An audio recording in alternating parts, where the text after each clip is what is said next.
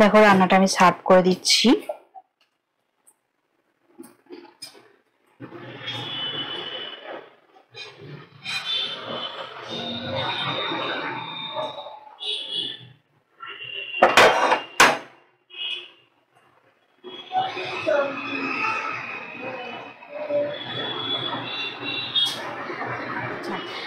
High friends, welcome to Ushni শালদার blog. আশা করি তোমরা সবাই খুব ভালো আছো, আমিও ভালো আছি। আজকে আমি একটা অন্যরকম রেসিপি তোমাদেরকে দেখাবো, পটলের একটা ভিন্ন রেসিপি। তো দেখো আমি এখানে সোয়াবিন নিয়ে নেব, একদম অন্যরকম ভাবে এটা আমি বানাবো। তো তোমরা ট্রাই করে দেখো তোমাদের কেমন লাগে।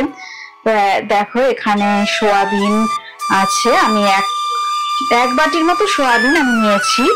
আর এই যে নর্মাল টেম্পারেচারের জলে আমি একটু সোয়াবিনটা একটু ভিজিয়ে রেখে দেব। স্কিপ না করে পুরো ভিডিওটাই দেখার অনুরোধ রইল। এবার আমি গ্যাসের উপর আমি কড়াটা বসিয়ে দিলাম আর গ্যাসের ফ্লেমটাকে আমি অন করে দিলাম। এই ভেজানো সোয়াবিনটা আমি 10 মিনিটের মতো ভিজিয়ে রাখবো। সোয়াবিনটাকে জলের মধ্যে আমি 10 মিনিটের মতো ভিজিয়ে রেখে দেব। দেখো এটা আমি চাপা দিয়ে রাখবো।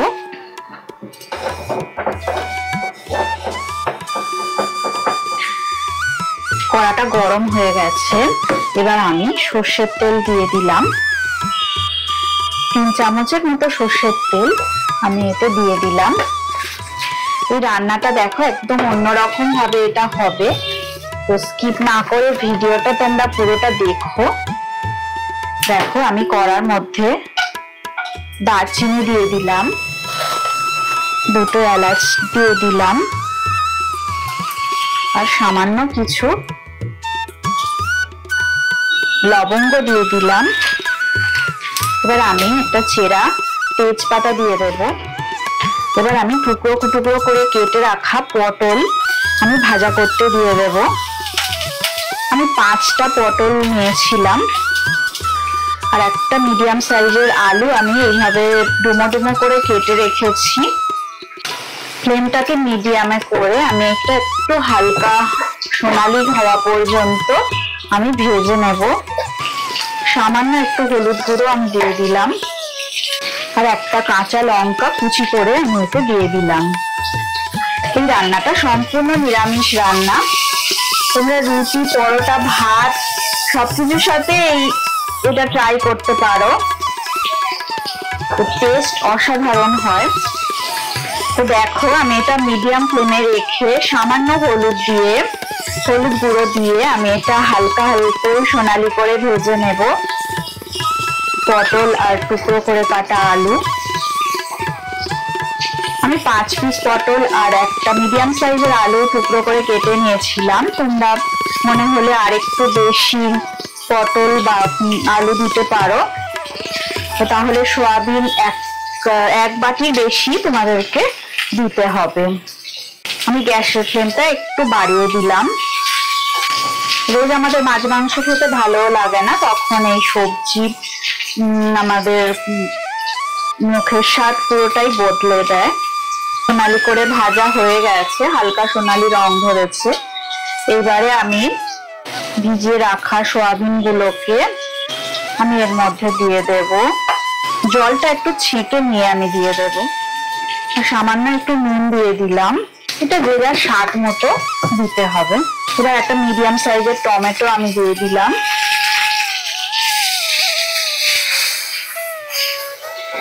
ফ্লেমটাকে আমি মিডিয়ামে করে দিলাম।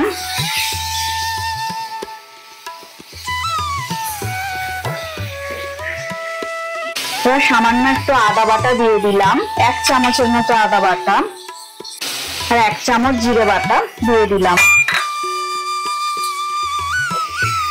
এইবার মশলাগুলোকে আমি সবজি আর সয়াবিন আলুর সাথে ভালো করে আমি কষিয়ে নেব।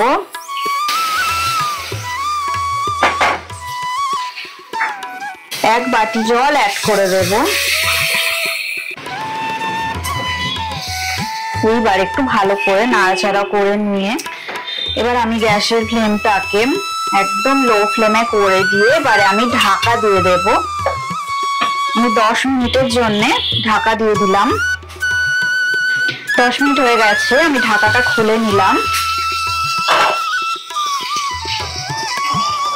দেখো সয়াবিন পটলের মাখামাখি একদম রেডি হয়ে গেছে। তো এইবার আমি একটুখানি চিনি দিয়ে দেব। রুটি বা পরোটার সাথে একটু মিষ্টি মিষ্টি হলেই ভালো লাগবে। তো আমি একটুখানি চিনি দিয়ে দেব। চিনিটা তোমরা স্কিপ করতে পারো যারা মিষ্টি খেতে পছন্দ করো না।